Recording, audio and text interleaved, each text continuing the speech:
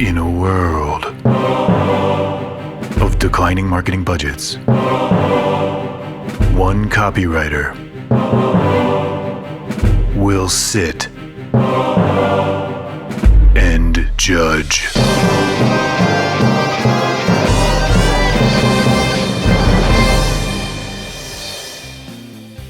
What's the difference between a movie and an episodic TV show?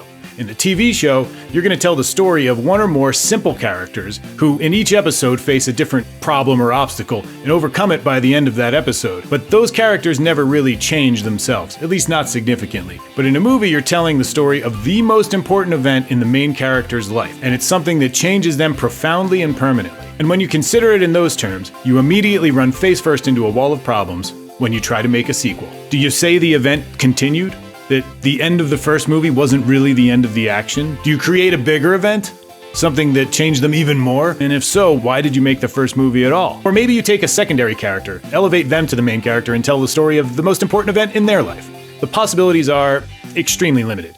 But it is always possible to make a good sequel. Some of the best movies ever made are sequels. However, if you continue to make sequels, at some point you have to admit you're no longer making movies. You're just making episodes of an extremely expensive, slow-release sitcom. Which is fine if audiences want to see that. But in this economy, it's getting harder and harder to convince people to go to a movie theater to begin with. That's just food for thought. Now on a completely unrelated topic, let's take a look at the trailer for Focker-in-Law, the fourth movie of the Meet the Parents trilogy. That's right, trilogies have 4 parts now because new ideas are risky. And good businesses never take risks. The first movie, Meet the Parents, came out in 2000. It had a budget of $55 million, pretty standard for a high-concept comedy with big-name talent. Its opening weekend brought in $28 million, and it would go on to make $166 million domestically, making it the 5th biggest movie of the year and earning it a much-deserved sequel. Meet the Fockers opened December 22nd, 2004, with a bigger budget and even more stars. The investment paid off. It opened at number 1 like its predecessor, and despite its late release, ended the year at number 13 in America. Plus, it hauled in a massive $500 million worldwide. Oh, you better believe that's a sequel. 6 years later, Little Fockers came out on Christmas Eve, with yet another budget increase and even more additions to the cast. But after another number 1 opening, the franchise seemed to have reached a point of diminishing returns, as audiences lost interest, and so did the studio. Until now. So, how does a marketing team persuade an audience to go to the theater to see a movie in a series whose last installment came out 16 years ago? Let's watch the trailer and find out. As always, a link to the official trailer is in the description. I recommend you go watch it there first because this is no way to see a trailer for the first time. Now, without further ado, we begin, as all trailers do, with the opening shot. Okay, it appears we're in a brick pizza oven in someone's basement. Interesting place to start. Now, this could be what they call a false open, where they try to indicate that it's one type of movie before they reveal that it's actually a different type of movie. In a movie theater, it could work pretty well. You don't know what trailer it is, you're seeing this for the first time, it's gonna be a thriller. Oh no, it's a comedy. That could be a delightful surprise. For an internet trailer, when you're clicking on a link, I'm not so sure that works. But whether or not it works, they love to do them.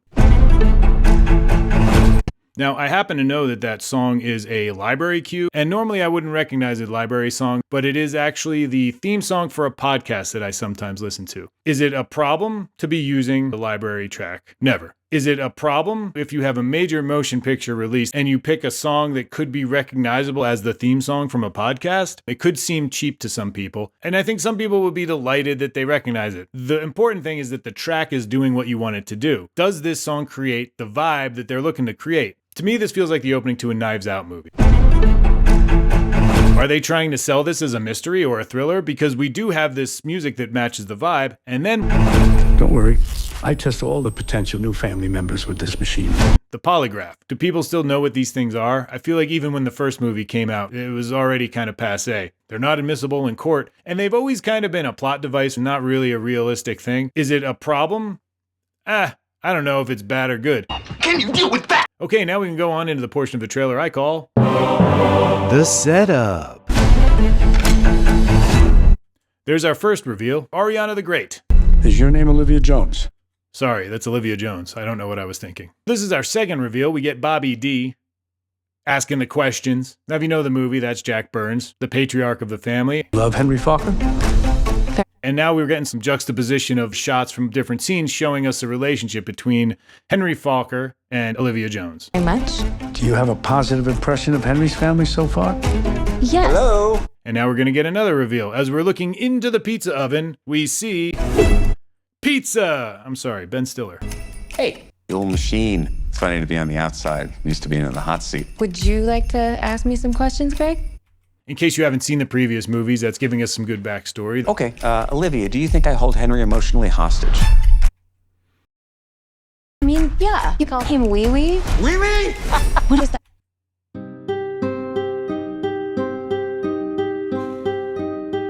It's a joke. You have to put that in the trailer. It's a big shot in the movie. It's got some visual element to it. It's surprising. I'm sure some people laugh at that just because it's silly. It's very silly. And I feel like they tried to pump the joke up by having Henry laughing immediately afterwards. Sometimes you got to do that. If that's the big joke that you're opening with, so be it. That's the decision they made. Like a joke about his Wee Wee? Oh, nope, no jokes about Henry's little penis. I mean, not little. You probably have more up-to-date info on it. I haven't seen it for a while, so... Dad, please stop talking. Okay, that was a long joke about a little wee wee. And while we're talking about length, we're 44 seconds into this trailer, and the main joke of the setup has eaten up a lot of this time. This is a 2-minute and 49-second trailer. As far as I know, trailers need to be 2 minutes and 30 seconds or less. However, each studio is permitted one that is longer than 2 minutes and 30 seconds each year. And they usually use that for a big epic action movie. The extended 4-minute action-packed opening of Saving Private Ryan or whatever. I'm assuming this is just the cut that they're releasing on the internet, but I don't think the studio is going to be using their one per year to show us 19 extra seconds of this. And if they are, they chose the old one guy's putting his foot in his mouth. Hey, you can stop talking now. That's one of the oldest jokes in the book. I think it was in the Bible. It might have even been in Genesis. But sure, maybe the joke's good enough for a trailer, but you don't need to show the whole conversation leading up to that moment. There's plenty of angles in this scene. You could have cut it down shorter. The editing is technically sound so far, but the decision making behind it. Okay, we have our logos. It's Universal and Paramount. Universal is doing the domestic distribution, Paramount is doing the international distribution, and they chose to make one trailer for both of them because, as we all know in the world of marketing, less is more. They're definitely leaning into the nostalgia here. They want people who have seen the previous movies to recognize this house, and they also want you to remember that he drives a green car, and that Jack has strong opinions about green cars, and people in general. Well, they say geniuses pick green. But you didn't pick it. All right, so if you haven't seen the other movies, then you don't recognize this house. Is it a problem? No, not at all. It's an establishing shot of a house. Why am I talking about it still? What do you think of Olivia? We break into this section with some upbeat, fun music that takes us away from that mysterious, dark, thrillery stuff. I think it's a good choice for a cue, totally appropriate for a comedy. She's adorable, so smart. They were setting up Olivia to be sort of the main character, but they've shifted to the perspective of Greg and Pam, the Fockers, in-law, perhaps. There's some great characterization. We're seeing Olivia is strong, and Greg is a little... Dogs can tell more about a person's character than a human could. We get a lot of story in these few lines here. He's the stern patriarch of the family, and he's very hard to please, and he judges people based on their strength. You don't have to have seen the previous movies to understand what's happening here. Right here, we have them hugging. I don't know if you... And then this reaction shot. And I'm going to go ahead and call this the problem. Is it a problem? Yes. The problem is our main character has spent the last 26 years trying to ingratiate himself with the patriarch of the family, and he just can't quite crack it. And here we have Olivia who comes out of nowhere and she's accepted immediately just because she points at a dog. So this shot is giving us the visual cue of Greg's reaction to the previous moment. It's a little weird because this shot is from a different scene. It includes a character that hasn't been established. It's a little jarring visually too, the color and the lighting difference inside, outside. But I give it a total pass because this is visually setting up a whole bunch of story for us. You were aware of Greg, but... Now, this shot I don't care for. It's kind of a funny-ish looking shot. It's trying to inject some comedy here. Like he's a clown, he's here to amuse you. It seems like they didn't know what else to put there, to be honest. I don't love the shot. I don't know if you were aware of Greg, but when we first met, I didn't think you were good enough for my pancake. Yeah, I didn't notice. Backstory. It's funny-ish because he's saying I didn't notice when that's what the first movie was all about. But Olivia's a powerhouse. People underestimate me, but actually, I was an FBI hostage negotiator. Huh? Oh, Frankenstein.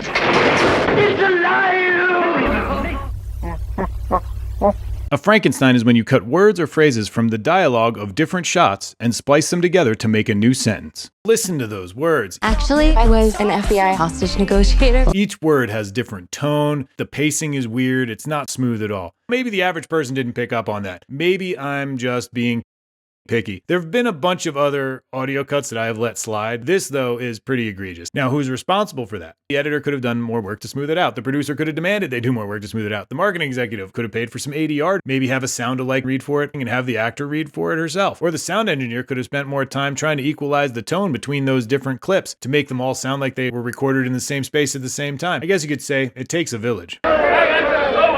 I pulled the strings of the hostage takers, like strategic emotional puppetry. That's how I'm gonna free Henry from you, Greg.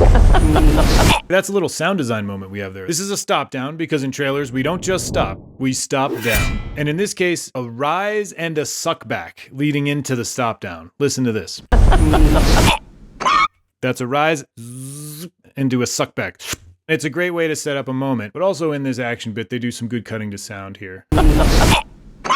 Oh my God. What do we do? Those hits from the song lining up with the action. That editing is a little wild, actually. It works, but it's a lot of jumps. The direction changes. It shouldn't work. It should be very jarring to the eye. There's two reasons it works. First, Greg stays roughly centered in most of these shots. And second, Olivia is wearing a bright red shirt, whereas everyone else but Grandma is wearing blue or green. So it's easy to track her, and he's the pivot point. It works pretty well. That is a silly gag. I'm going to say this is an unfinished effect. At least I hope it is. That steak, the shading, the textures, the lighting, it kind of just disappears into his mouth. Yeah, in like an unnatural way. Especially in a theater. If you're seeing this on a big screen, that's going to be rough. Even if you don't notice it, it's going to probably feel fake or weird a little bit. Something that just makes you feel minorly uncomfortable. It can turn you off from the idea of a movie. Riri! Oh my God, you baby birdie, Grandpa J. And there's your joke. You know, the editors are trying to do what they can to build these comedic moments. I don't love that line. Now after the date card, we enter the back end. Now we get a new music cue as well. It's a very dance sort of cue. So it's a Thanksgiving movie, not a Christmas movie. We had some jingle bells earlier. Yeah, I didn't notice.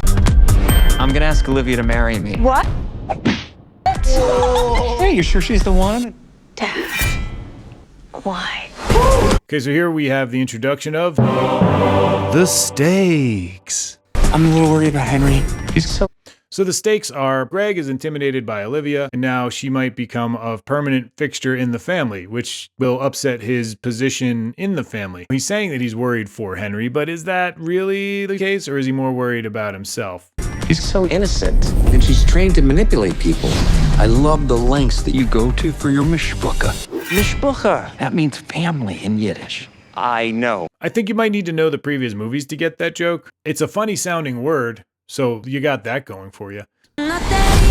Looks like we're going with a cast run. No copy, just a cast run here. I'm considering inviting Olivia into the circle of trust. This is an escalation of the problem. Put the guns on this guy. Well, thank you for noticing. She can't just waltz in there. I worked my ass off to get in there. Should be an interesting weekend. It's a good line to put into a trailer. It's kind of subliminally doing the thinking for the audience. It's almost like a quote from a review. These movies are typically centered around a physical competition that Jack is forcing everyone to participate in, and everyone has fun except Focker, who never succeeds. That's some backstory that I feel like could help. They give us none of it. They just throw us into this tour de Jacques. Race to the end? Let's do it.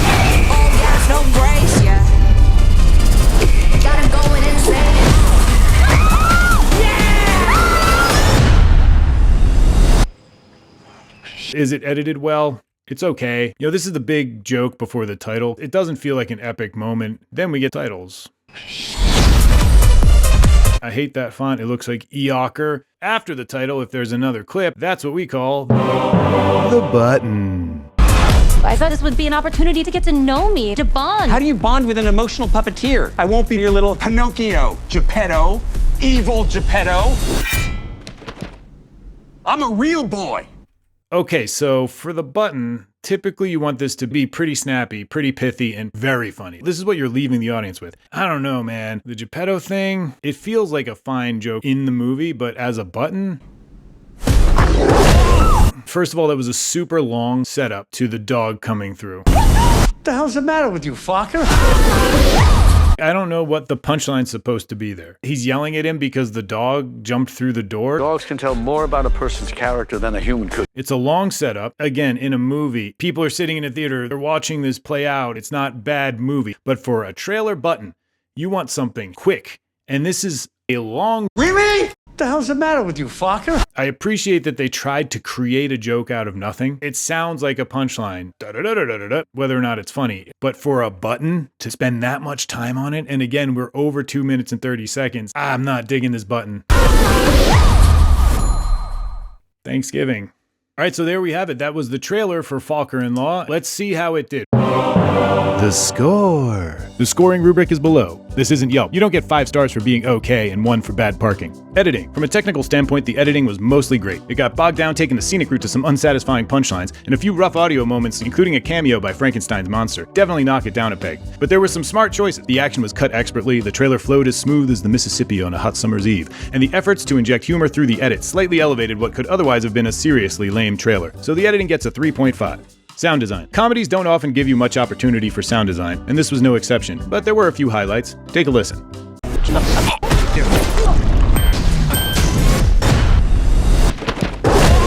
It's solid work, with some whooshes, rises, a suck back here and there, cymbal swells, and a few sound effects to bump up the visual humor, but that's all table stakes for a comedy trailer. They didn't raise the bar here. Just gonna give this one a solid 3. Graphics. They took the title font, unfortunately, and put it on big red cards. Gotta give them credit for the vignette, I guess. But there's nothing special about these graphics. The font is gross, the red background, it insists upon itself. And the cast names are abnormally huge, which I'm only just now realizing that I don't like. In fact, every time the cards popped up, I recoiled a little bit. I award you 2 points, and that's being generous. Copy. There is no copy, which is why I'm doing this. So it doesn't qualify for this category. It won't be penalized, even though I think it probably should. Music. We got 3 cues.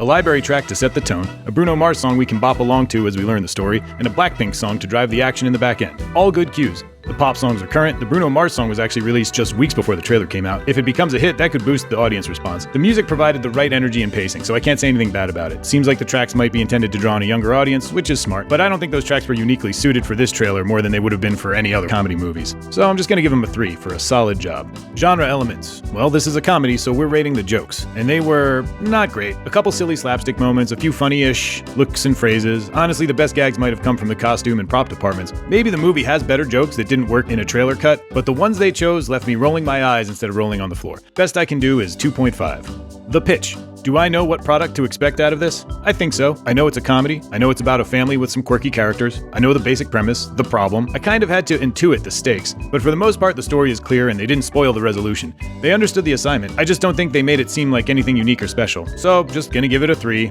Strategy. In a word, I'd call this strategy safe. In 4 words, I'd call it a vanilla comedy sequel strategy. You appeal to the existing audience. You tell the basic story. You show the best jokes. You push the star power. And you offer something to entice new or younger audiences. That's not a bad strategy, but I think the execution was flawed. First, if those were the best jokes they could use, I would have suggested to try a little harder to edit together some funny non sequiturs and action gags, and definitely try to cut out some of the fluff in between, get to punchlines faster. And if you want to bring in a new audience, I would have liked to have seen some more comedic moments involving the younger characters. Maybe the studios have given up on Gen Z and Alpha, but I think they're relying way too heavily on the hope that the existing audience will run to the theaters for this one. Not to be morbid, but the last movie came out 16 years ago. A significant percentage of that audience is no longer with us. And the story, well, think about the story they're pitching. An aging, immature man-child is threatened by his son's girlfriend and responds with violence.